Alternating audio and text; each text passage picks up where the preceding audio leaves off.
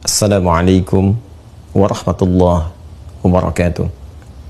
Alhamdulillah, wassalatu wassalamu ala rasulillah wa ala alihi wa sahbihi wa man walah, wa ba'd.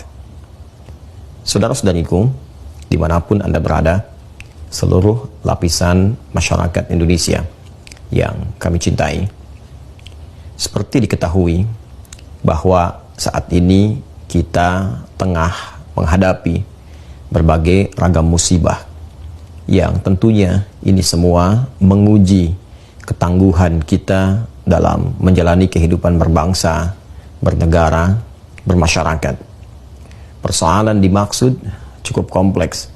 Selain belum tuntasnya pandemi COVID-19, juga ada musibah-musibah penyerta yang terkait dengan alam, baik itu erupsi gunung berapi yang aktif di area-area wilayah-wilayah tertentu di Indonesia, longsor, bahkan sebagian jembatan-jembatan di daerah ada yang terputus bahkan hancur, gempa bumi, ataupun juga persoalan-persoalan di masyarakat yang terlihat nampak semakin terpolarisasi.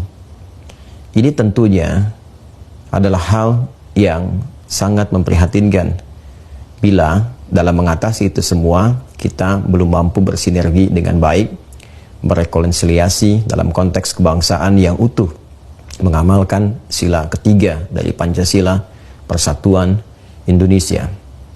Karena itu, di kesempatan yang baik ini, saya mengajak kepada kita semua, saya, Anda, kita, anak bangsa ini, warga negara Indonesia yang baik, dimanapun kita berada, apapun posisi yang tengah kita sempati pada saat ini.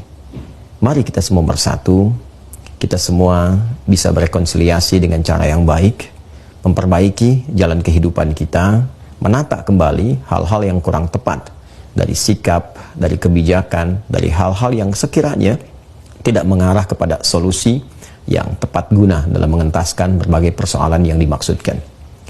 Saya pertama ingin mengajak untuk memperbaiki itu semua. Dalam bahasa agama disebut dengan taubat, kembali mengakui bahwa ada yang tidak tepat dari apa yang kita lakukan selama ini.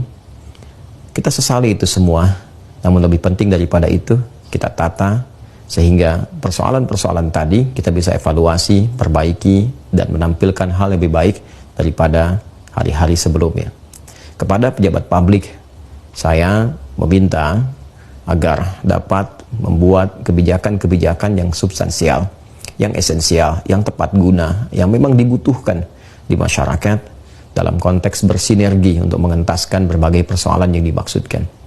Persoalan-persoalan kecil yang tidak membutuhkan perhatian level-level jabatan besar, selevel menteri dan semisalnya, kiranya bisa diteruskan kepada pejabat-pejabat daerah atau di lingkungan-lingkungan terkait, apalagi bila yang dimaksudkan adalah kasus-kasus yang sifatnya domestik, sifatnya kecil, yang tidak harus menarik perhatian sehingga menjadi kebijakan nasional.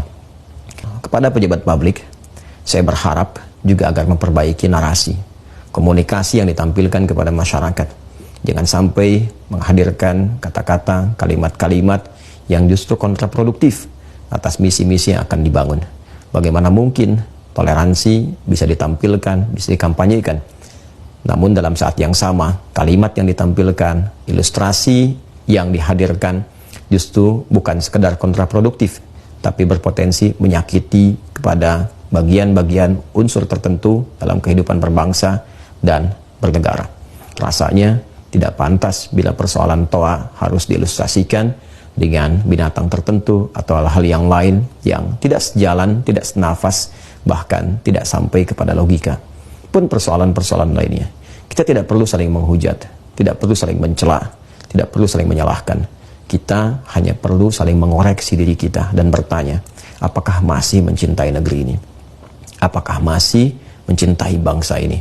Bila memang Anda mengatakan, saya Pancasila, saya NKRI, saya mencintainya, maka cinta tidak dibuktikan dengan kata-kata.